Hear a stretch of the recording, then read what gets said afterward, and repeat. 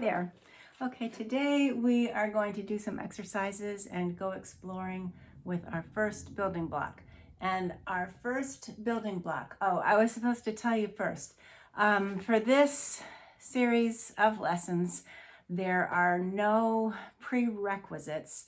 You don't have to know anything or have a lot of skill, except I'm going to assume that you're pretty good, like if I say the fifth string or the second string, at finding your way to that place, or if I say third fret or fifth fret. So if you have any trouble keeping up with that, just do a little extra work on that, or you might be able to just follow along and be fine anyways, because you're going to see everything that we're doing. Okay, our first building block is a whole step. We're going to do some exercises and go exploring with whole steps. I want to tell you that there is a reason for every little thing we do, including where we start and where we go next.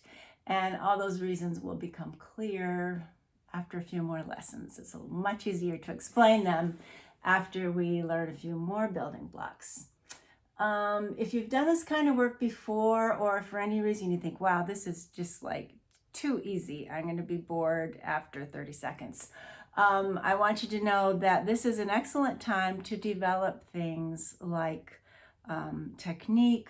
And if you don't feel like you need work on your technique, or if you're not aware of what to do with your technique right now, you can try to play your exercise and think about your posture. Are you slouching? Are you holding your head down? Is your back crooked? Is your weight uneven?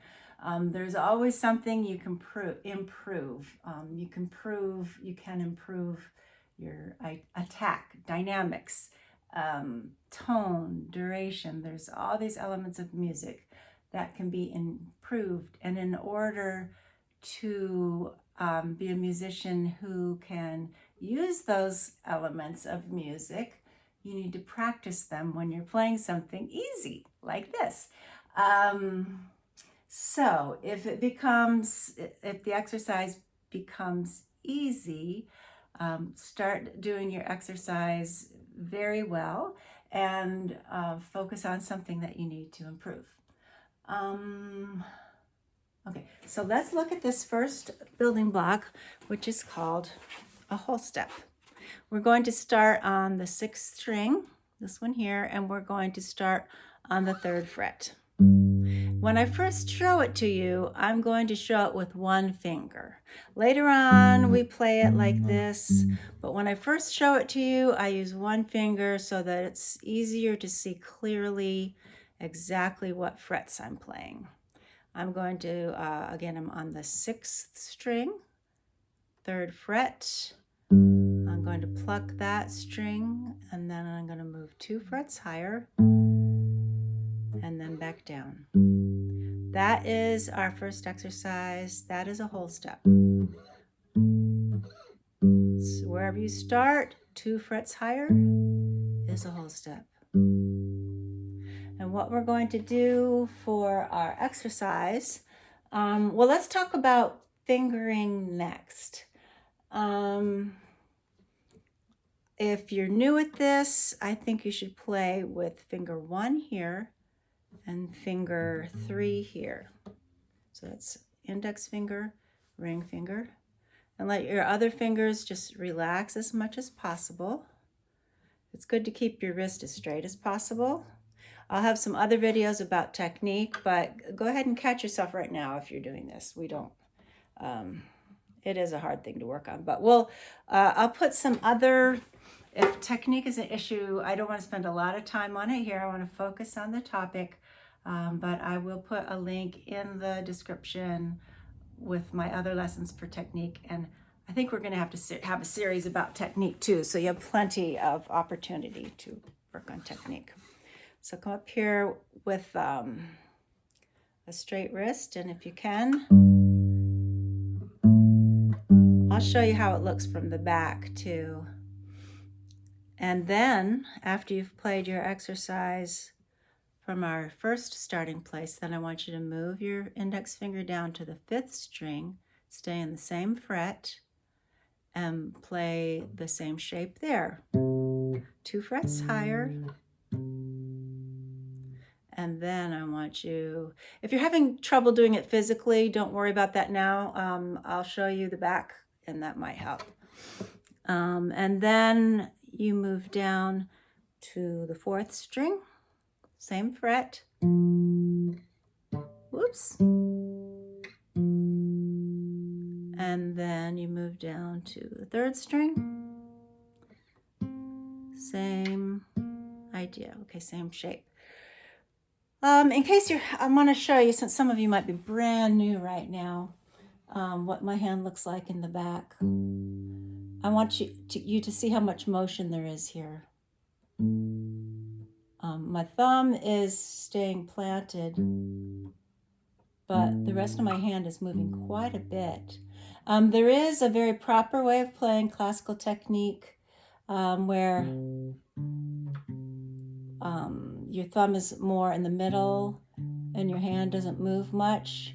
But you'll hear me say many times, modify for yourself.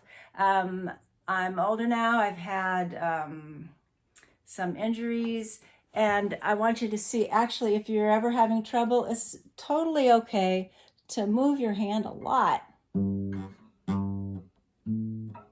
Whoops, I didn't mean to do it that way. If you have to, move your whole darn hand.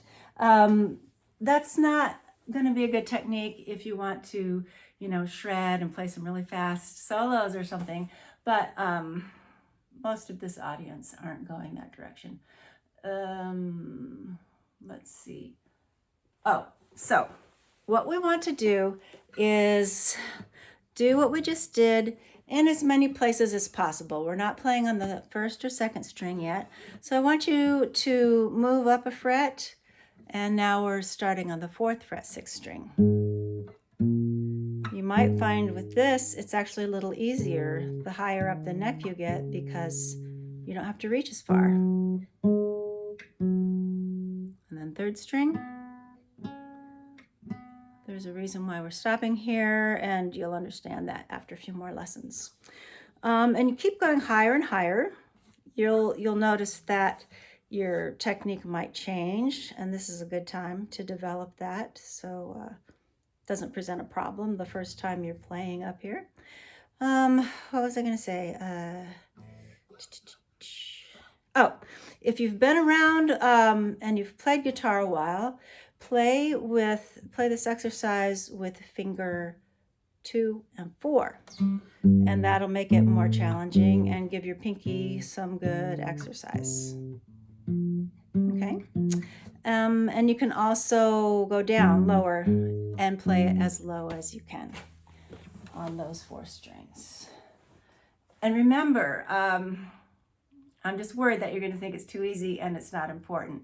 Don't be like my 9th grade math students. It's like, okay, we know how to do this. We don't have to do the homework. It's not about knowing how. It's about using that brain pathway to make the fingers make that motion. And while you make that motion, the sound goes in your ears, and your brain is taking notes of everything. Everything you experience changes your brain physically, permanently.